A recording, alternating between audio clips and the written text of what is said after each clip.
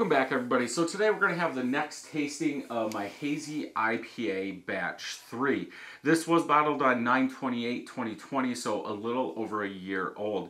I just got done with Hazy IPA Batch 1. Batch 2 didn't turn out, so that's been gone.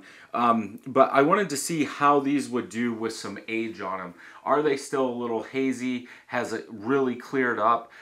Sometimes they say just let the beer sit, and if it's hazy, maybe that haze will come out or it'll turn out better over time. So that's what we're doing. We're gonna open this. Hopefully I don't have a bottle bomb. 4 carbonation tablets were used. This is almost like you put it in the back of a cellar, forgot about it, and now you found it. You get it cold. Let's see what it tastes like. So batch 3, we're using Rahr 2-row oats and Honey Malt. Now, is that Honey Malt going to add to the malt sweetness that I got in 1? It's usually 6 months to a year that I start getting that sweeter malt, that sweeter honey water smell coming through there just because of age. First wort hop is Mosaic. Then after the boil, 20-minute Whirlpool, Cashmere.Mosaic and Sabro Hops. Then dry hopped with Sabro. Omega 011 yeast, the British Ale 5 yeast was used. Let's go ahead and get this open. Hopefully I don't get wet. Okay, hiss. Okay, smoke. Looks like it is gonna start. Get it in here. I think that, yeah. It's definitely more honey color, like that golden, lighter golden color, which I used Honey Malt in this one. And if you, I'm sure a day or two ago, I put out the Hazy IPA Batch 1, so you could see, if you go to that one, the color difference, because yeah, I can tell. Not very much of a head. Carbonation level, I'm going to say is slightly under, at least for now, using 4 carbonation tablets. And some of these, what did I do? Maybe in 2020, I did 85 batches or something, and within 3 months, maybe a couple of them were already foaming up and all that.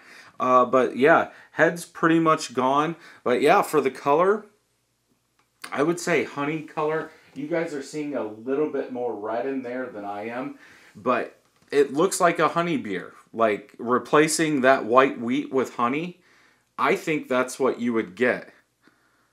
Almost looks like the color of Budweiser, really. Hazy? No. Did that go out? I believe so. I'll have to go back and watch some of the older reviews of this to see if it was hazy to start with. Let's go ahead and smell.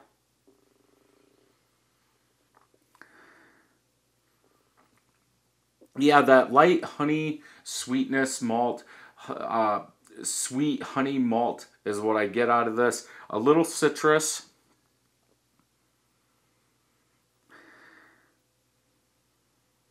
And that's about it. Yeah, that's about all I get. Let's go ahead and taste.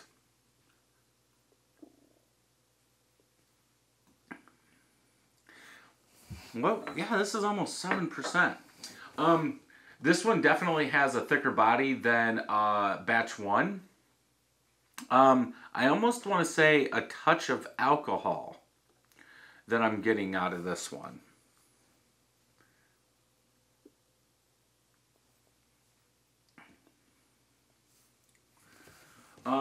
Yeah, sweet honey malt pretty much throughout the whole entire palate. Once you get to the back, there's a kick of citrus, like generic citrus rind, a little bit of bitterness. Then as it goes down, it feels like that bitterness just lingers more than anything else on there. But from this one compared to Batch 1, very low in IBUs. Perceived bitterness, 25-30, somewhere in there.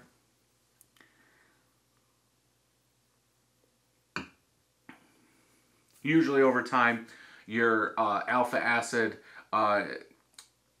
percents are going to drop. The beta is going to kick in, and the betas are a lot lower than the alpha acids, so they're not going to hold on over time. yeah, it's more slightly thicker honey malt sweetness than anything. Then in the back, yeah, that just little bit of citrus rind bitterness, and that's it. It almost makes me think of like a red ale, just with a little bit more bitterness in it. A little less, or a little bit more sweetness too.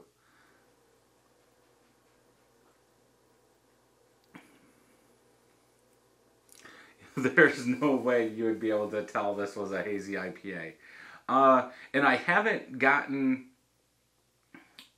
any of that Sabro, any of that coconut like I got out of one. Once my palate warmed up to it and the carbonation settled down just a little bit, I'm still not getting coconut out of this one.